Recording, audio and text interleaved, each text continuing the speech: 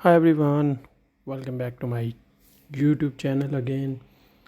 In today's video, I will show you how to use SUMIFS function in Microsoft Excel. This function is useful when we want to add the data based on more than one criteria.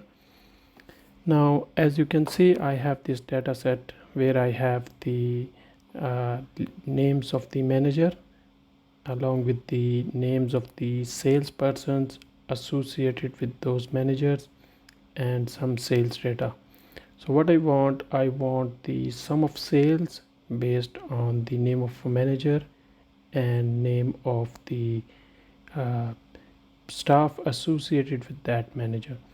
I have already created a drop down list, and when I change the name of the manager, it is automatically giving me the staff names from this array of data. You can watch my other video how to find the multiple data using the VLOOKUP function and using the rows function. So let's try using the SUMIFS function here. I will type in SUMIFS. My first argument is sum range, which is obviously my sales data. I will select all the data and I will lock this cell range. Second argument is criteria range. My first criteria range is this column B, which is the name of manager. So I will select this down, and again I will lock this cell range. And now this is my first criteria. My criteria is to match the name of the manager from cell F2. So I will select this. Again, I need an absolute reference, so I will lock this one. Criteria range 2 is the name of the salesperson. I will select this,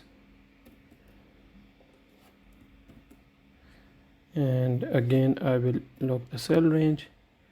And my second criteria is the name of the salesperson. For this I need to give it a cell reference, so now I need to give it F4, F4, and I want to only log the column number because I want this formula to move down. So I will make this logged in column F, and I want it to move across the rows.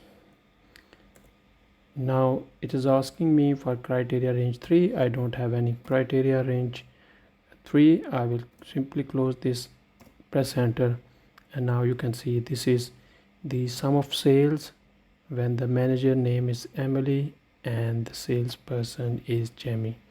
So I will copy down the formula, and I got all the numbers which are belonging to these manager and the salesperson. I can change this from here and the numbers will automatically change.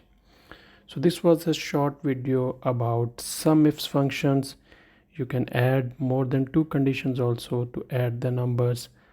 I hope you have liked this video. Please give me a thumbs up and subscribe the channel.